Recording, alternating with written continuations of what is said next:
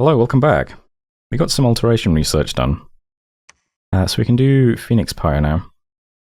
I'm going to box off Conjuration 8 since we're pretty close to it, and then I'm going to pick up Enchantment 7 as well. I can't remember what exactly this was for. Let's just see if I can quickly... Oh yeah, the big version, the Battlefield version of Flaming Arrows, right? Might as well grab that finally. Saves us some mage turns in certain battles. There's lots of good stuff at Enchantment 7 though. Certainly we can do Life After Death, which is quite a good one. Although I believe this has been nerfed now. I found this out in the Muspelheim series, where when you come back as a soulless, you tend to get feeble-minded and stuff, so not quite as good as it used to be. But yeah, I mean, we've also got Gift of Health, we make Tree Lords, all kinds of cool stuff. But that's Enchantment 7. I'll try and finish off the Tart Gate idea after that, but we'll see. Dire Portent. So this is an interesting one. The spell must be dispelled. Yeah, so Xibalba has stolen the sun. Also, which is, you know, that's kind of interesting, I suppose. It causes darkness in every province. It did also knock out Vengeful Water, though, which is, I mean, that's not too bad. This might sort of hurt our income even further, but at least we don't have to worry about Vengeful Waters anymore. And we have lots of battles this turn. The most important one, though, is Range of Light, so let's start there. We are breaking siege against Mcone. You can see the battlefield is already under darkness because the sun has been stolen. And we have his line of stuff against our mixed army of living and unliving units. We put up Rigor Mortis right away. And interestingly, we both put up Heat from Hell. And the birds love hitting this one guy with the fire shield, don't they? That seems to be their big plan. You guys get blessed? Yes, okay. Oh nice, you even got air shielded. Still getting hammered by fire spells, unfortunately. Yeah, so our army is pretty huge. We've just chucked out a ton of skeletons onto the battlefield too. There's Rigor Mortis, there's 2 Heat from Hells. I wonder if these stack now, because they just cause clouds, right? So I guess they could both be causing clouds. It's kind of an interesting idea. Oh, it then gets really dark, because we cast Darkness. So it now counts as Utter Dark, which is bad for living stuff. But Skellies won't have much of a problem.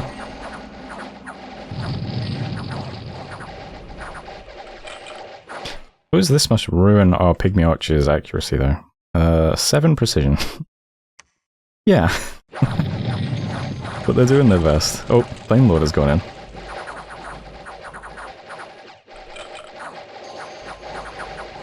Yeah, these guys are very tired. I was also spamming Curse of Stones on a guy who has +4 penetration, so... yeah. That plus Rigor Mortis and a bunch of Heat from Hell. We're even landing it on mages, that's quite good. How you doing, Banelord? Let's see you hit someone. Really nice. Down to 2 hit points.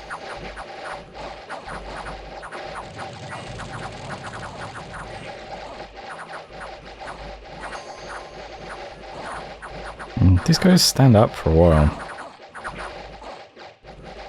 Fighting into Rigor Mortis and Heat from Hell and then also getting hit by our Sacreds just means that they're very fast asleep, though. Let's see how my Banelord does. He's getting some kills, nice. You love to see it. How many did you get? 9 kills, that's worth the 10,000 gems we spent on him, I think.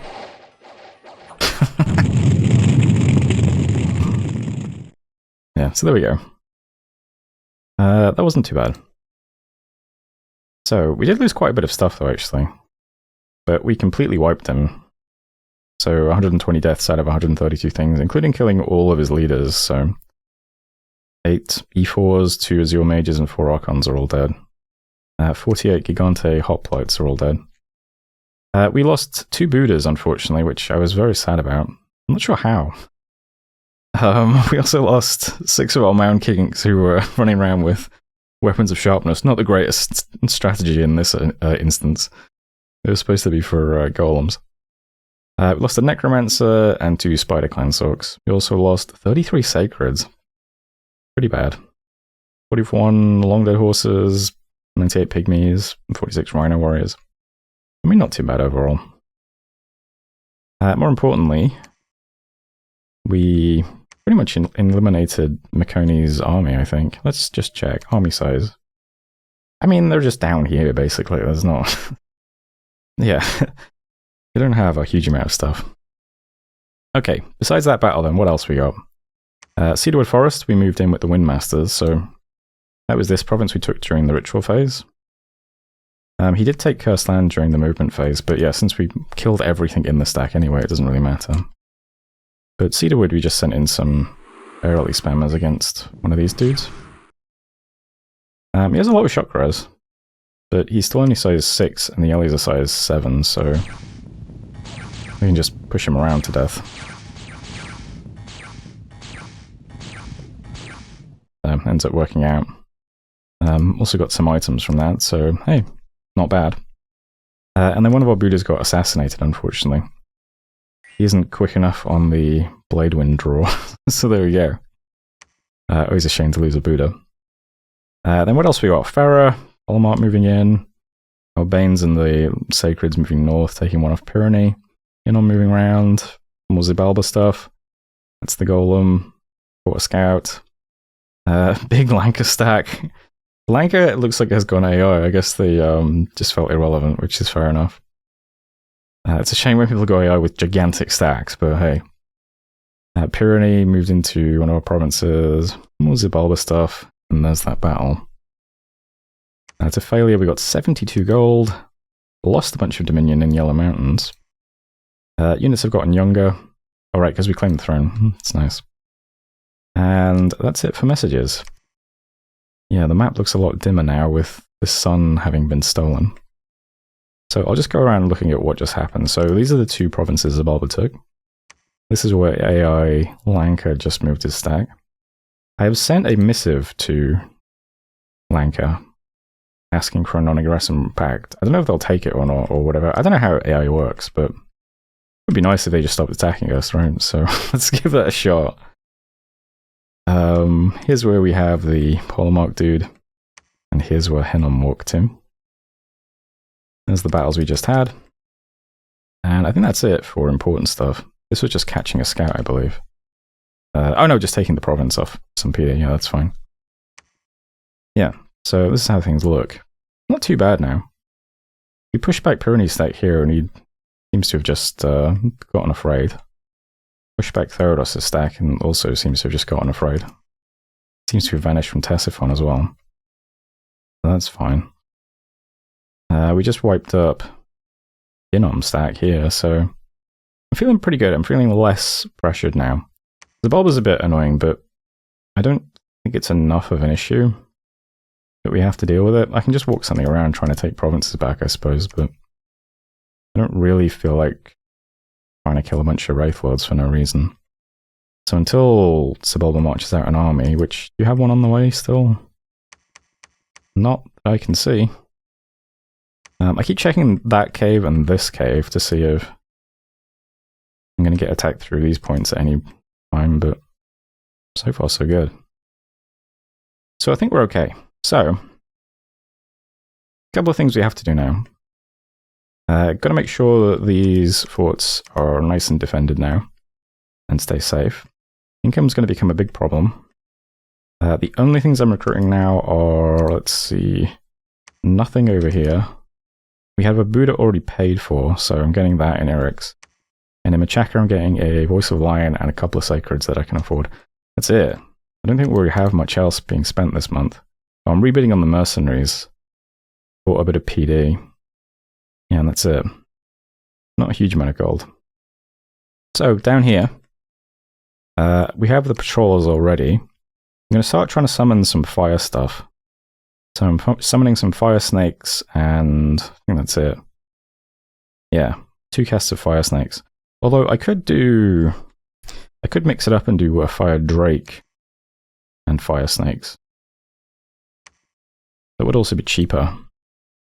I get a voice of lion over here to lead the fire drakes as well, since they'd have tight rein to deal with the undisciplined. I'll start just trying to summon fire stuff in this fortress every month, since probably not going to do much recruitment. Winden, we've just finally finished the palisades. So I'm just going to do some basic reanimation here every turn forever. That'll be fine. Also trying to evenly divide the units between Tefalia and Winden. So I'm splitting up the Sacreds. One stack's going to head to Tefalia. And Tefalia I'm splitting up the Lizards and the Rhinos. So they just kind of get evenly distributed here. I'll start reanimating in Winden. I've started doing, let's see, summoning Fire Snakes. That might be it here, I'm not sure. Oh, and summon animals, yeah. So fire snakes and animals I'm just doing into failure. An amusing fact is, a long time ago when we had this province set up, I said I'll start recruiting bone readers, and if we get one that's air and death, I'll start doing corpse construction. You might wonder what happened to that plan. What happened with that plan is we just never recruited a bone reader with air. We just, every single one of them was earth for some reason. Just in case you're curious. All of the junk in this region is basically just going to go and live in Worldpillar now, so there's like 400 units moving over. None of it's very high quality, but we got some Solus, we got some Onis, we got all this. There's like Rhinos, and there's Fey Footmen, they're pretty good. There's a bunch of Fey folk. Some Bone Tribe dudes. That's all going to live in here. There's also going to be a ton of mages, because basically all of this stuff and all of this stuff, and maybe some of these guys, maybe not, I don't know, are all just going to live in Worldpillar forever now. So that should all be fine. Next thing we need to do is lead out an army from range of light to take Squirrel Point and keep that locked down. So what's heading out into Cedarwood now is this. We don't have many Sacreds, I guess. I mean, it's 60, it's fine. We also have like hundreds of Pygmy Archers. Let's see. So here's a block of 80. Here's a block of 80. What else we got? Here's 2 blocks of 50, another block of 50. So that's, what, 150 plus 160? So it's 310 Pygmy Archers. We've also got quite a few guys walking around with bows of war as well, which is, that counts as 13 more archers each. Admittedly, there is darkness now, so they're not as accurate, but we do still have mages doing, what is it? Wind Guard, True Shot Warriors, True Shot. These 4 guys here. Why are you all the way down here? What's that for? Did you just not move? Maybe that guy just isn't moving. He's not moving, okay. Basically, the guys staying behind in range of light are people who have wounds or injuries or whatever, afflictions. Anyway, we'll go to Cedarwood, then we go to Scroll Point next month, and then that's these 2 thrones locked down as well. So everything else that hasn't been accounted for, so this big stack, these guys here, these guys sitting here, all of this is just going to gradually move into Thodaz and Dead Forest next turn, and then we're going to try and take Blue Moss Forest. So we'll see how that goes. I just noticed I can't see my god's casting line, did that? Okay, it is still happening. My god is doing Project Self at Dead Forest this month. So he has a new script. We'll see if this is better or worse, but I'm going to try doing Earth Power, give him some reinvigoration first, then put up Phoenix Pyre, which apparently works for projections, so let's try that out, because that sounds very funny. And then he moves on to spamming Gifts of Heaven.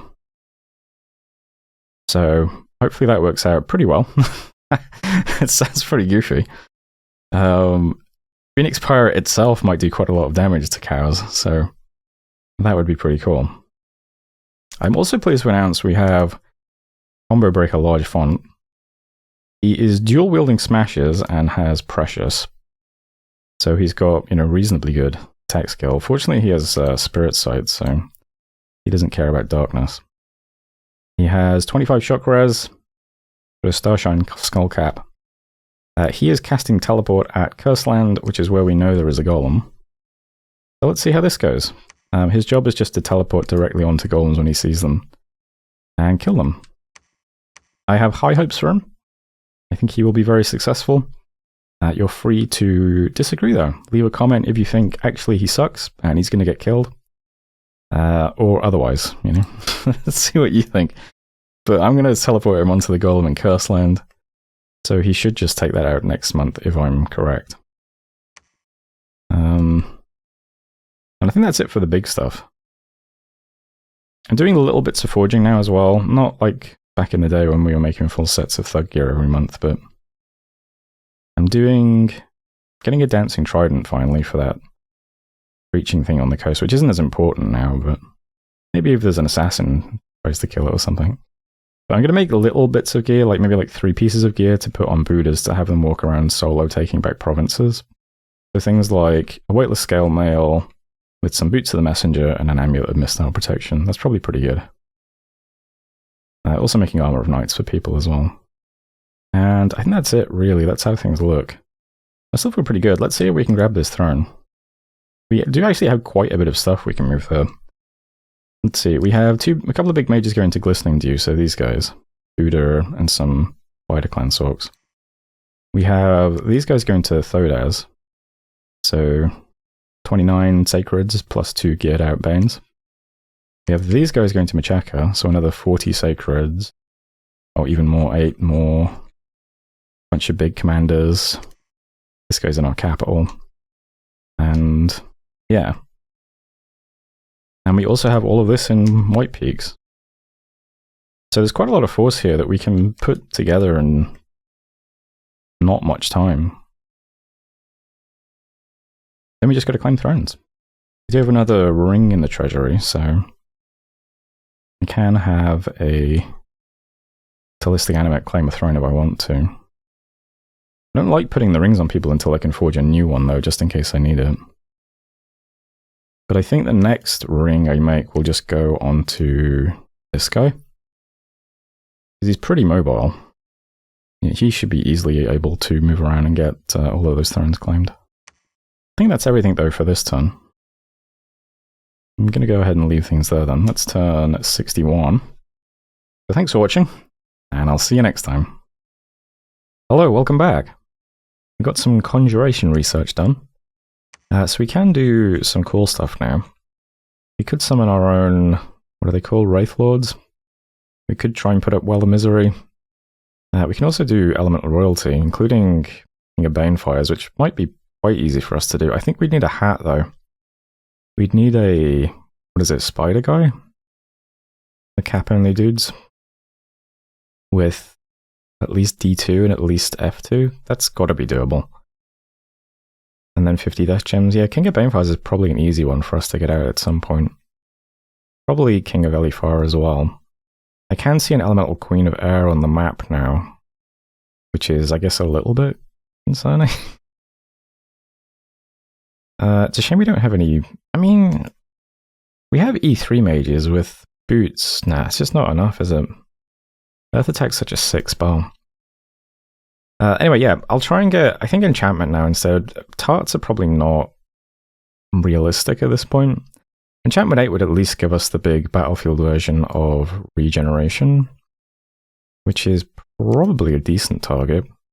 We have a few N3 guys walking around now, so they just need a Thistle Mace and then cast Strength of Gaia on themselves, and they can easily cast it. So that's quite a nice one for us as well, especially since our Sacreds are quite chunky, aren't they? They've got like 20-something hit points. Anyway, lots of summons. We also projected and teleported this turn, so we got 2 interesting battles. Dead Forest first of all.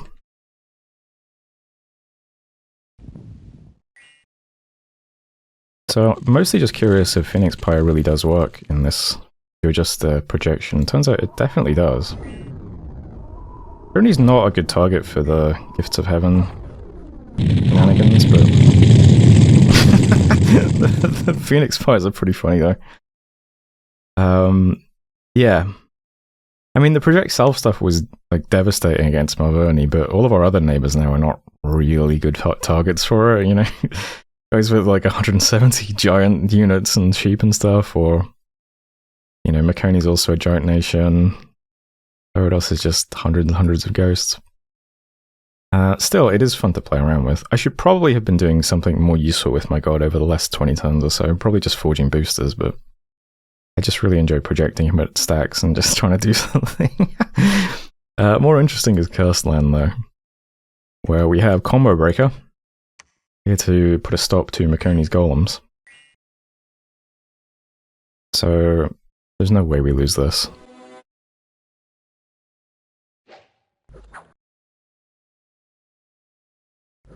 And there we go. So, farewell to one of Mcone's golems. We'll keep Combo Breaker around to just teleport onto things we need to delete quickly. I might change his gear now to delete Therados stacks, because there's a few more Therados stacks walking at us now. Anyway, lost another monkey in queue here, the Empty Province, so thanks to... yeah, another assassin. Poor monkey was just getting drunk in the tavern, and... or whatever this is. I mean, it's a bit bare for a tavern. Is this his room? Is this a shed? Who knows what this is? Let me read the description on this crate. Very curious about this. A wooden container. Ah, okay. Only size 4. Nowhere near as mighty as the legendary table that is size 10, of course. Place to sit and eat made of wood. Anyway, some more battles there. Nothing too interesting. It's just it's easier if I just look at the map. We've basically got big stacks of ghosts, Wraith Lords from Zabalba. What was this one? Oh, that was, yeah, marching at Pyrenees. Pyrenees moved into Sauron, and then Zabalba also moved into it, which is quite funny. We took in Asia back. Yeah. So down here we've got the Wraith Lords. They have put World Pillar under siege, which is a bit annoying. There's 5 of them. This is where Pyrenees bumped into Zabalba. Ghosts are over here. We can see a big stack in Tezafarm, big stack in Hippoboche, and big stack in Nulmeria. And that's the most important ones. There's some exchanges over here. We took Thodaz back, and in Asia back. And that's it for battles, though, I think. We found a scout on Amol. Fortress in Tefeli has been upgraded, and so on. And that's it for messages. Yeah, I think we're doing okay now. I think if our opponents continue to just field stacks of ghosts, stacks of sheep, and random golems, we should be okay. But we'll see. The Queen of Air is over here in Troll Canyons that I can see. Queen of Storms, with a stack of 1,070 units, so nothing to be sneezed at. It could threaten World Pillar at some point, so you're going to have to keep an eye on it. The fact that Zabalba holds these intervening provinces now, though, is interesting. But let's see what happens. It would be obnoxious if this walks through Zabalba's provinces at us now, because we wouldn't actually get to see his army, would we? Maybe I should move some of these scouts back down over here. I could start recruiting scouts again now that we've got this province back, actually. Let's try and put scouts in these provinces. Anyway, this turn, lots of arrows. Let's talk through some stuff. There's a big stack here.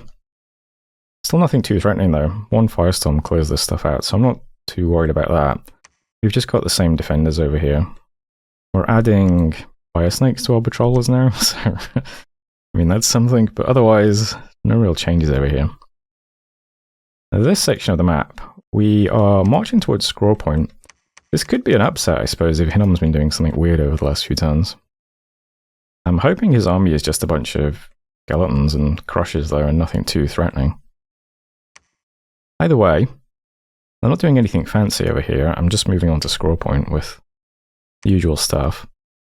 We have 4 blocks of Sacreds, we have 2 blocks at the front and back of Scorpion Beasts, we have long dead horses at the sides, and hundreds of Pygmy Archers in the middle.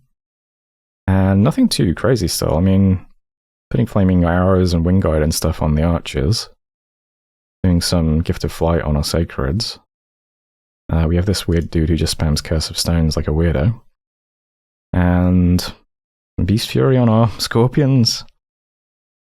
Yeah, there's nothing too crazy, to be honest. Our Death Mages aren't doing anything because there's so many skeletons there.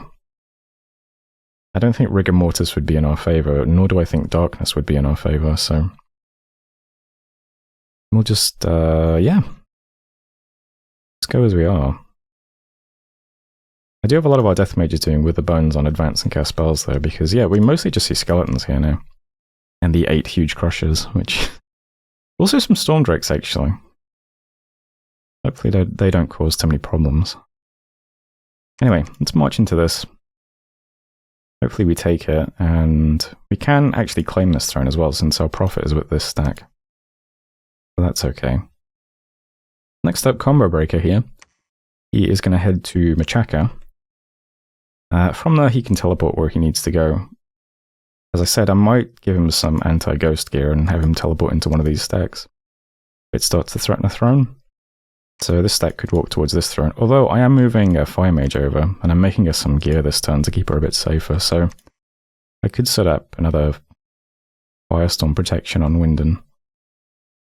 But we'll see what happens. By the way, this golem will probably get a heavier armor. I think I'm having my God forge him a luxury armor, yeah. I'm making him an armor of meteoric iron, just because, hey, why not? It's a very good golem armor. You can get one of those. I'll replace his miscellaneous items, probably with just chains and storm spool or something. And I'll give him a charcoal shield and a firebrand. Probably steal those from one of the Banes over here. And he should be able to clear out quite a large number of ghosts. So that's fine. Over here, things are a bit precarious. I mean, we have the giant AI Lanka stack. We have the 1,000-strong Pyrenees stack with the Queen of Storms. We have a 1,000-strong stack of ghosts. I mean, there's a lot of stuff around this throne now. So I'm going to move some stuff back to Stone Heavens to, first of all, deal with the Wraith Lords.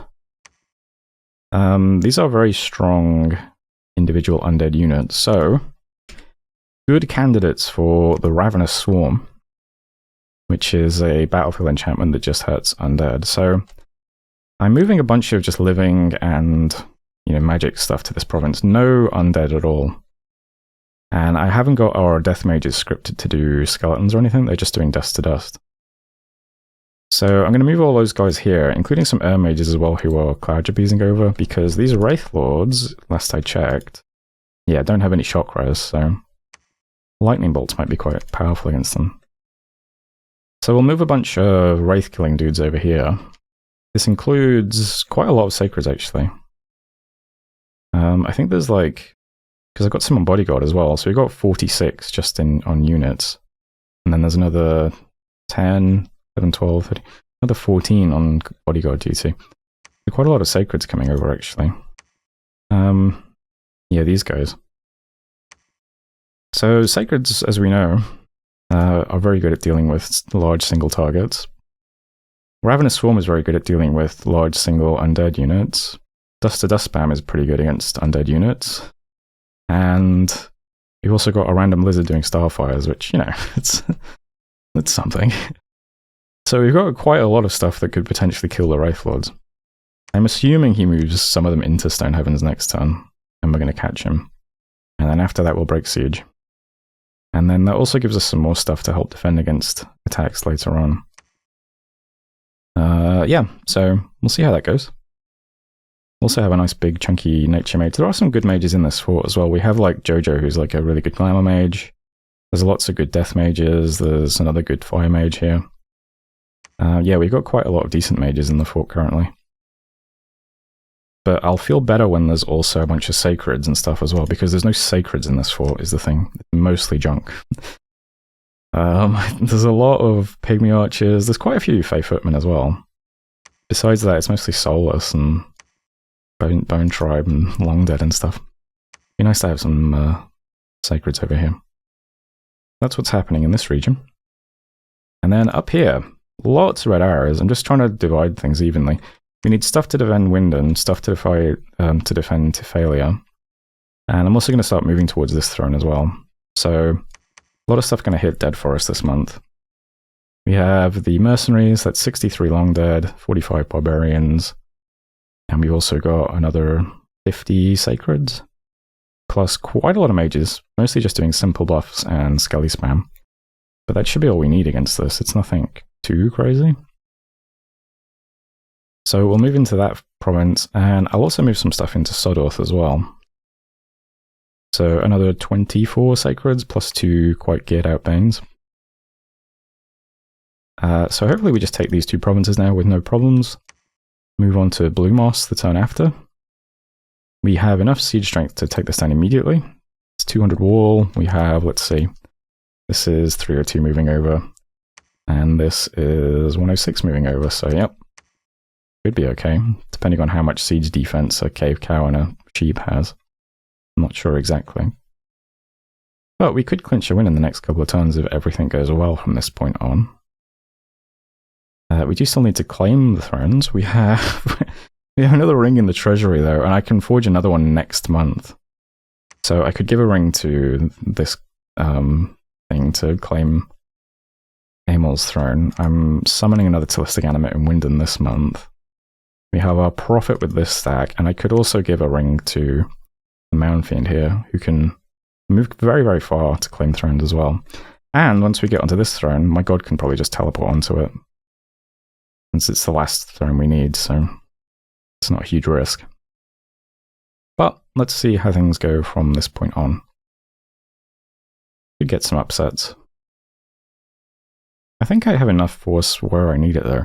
I guess this is kind of precarious if, you know, Therados does something different, but I don't know what he could do. I don't know how Therados works. They must have like human mages, but I don't know if they have any human troops. I feel like Firestorm just hard counts Ghosts completely, doesn't it? Like, I'm not sure if he can do anything to this throne, but I've never played Therados, so I'm not sure. Either way, at the moment, it seems okay. Besides that, let's see. We're doing quite a lot of summoning still. I'm getting Fire Drakes, Fire Snakes, Reanimations. I'm doing quite a bit of forging as well, I think. So, Whiteless Scale Mail, Missile Protection, Storm Spool, Amulet of Resilience, Boots of the Messenger, Skull of Fire, Amulet of Anti-Magic. And that reminds me, actually, yeah, I put some gear on some Buddhas. I'm going to start sending out Buddhas every month to just start raiding provinces. In Were Hyena form, it's quite nice because they can take a province and then they're just stealthy. So they can't be retaliated against until you pop them out again somewhere. Seems pretty good. Oh my god, is that a mummy? 3 enemy units. The army consists of mainly giant mummies. A huge golem was seen towering over the army. Interesting. Okay, I hadn't noticed that until now. I should probably be careful about this threat as well then, if something happens over here. I did see in Mark, we saw an independent attack. He's got quite a lot of like geared out stuff still. So here's a Cryptes. There's like a guy with an artifact and stuff, or... Actually, is that an artifact? Hellsword? I don't think it is it? Brightmail Halberg, Art of Life. And the other dude. Firebrand, Grasping Earth, yeah. Got lots of strength everywhere. I'm not sure he can siege down forts very well, though. I can probably cast wall spells on this now as well. To some effect. Anyway, I'm happy with things at the moment. Our economy is trashed now, but what can you do?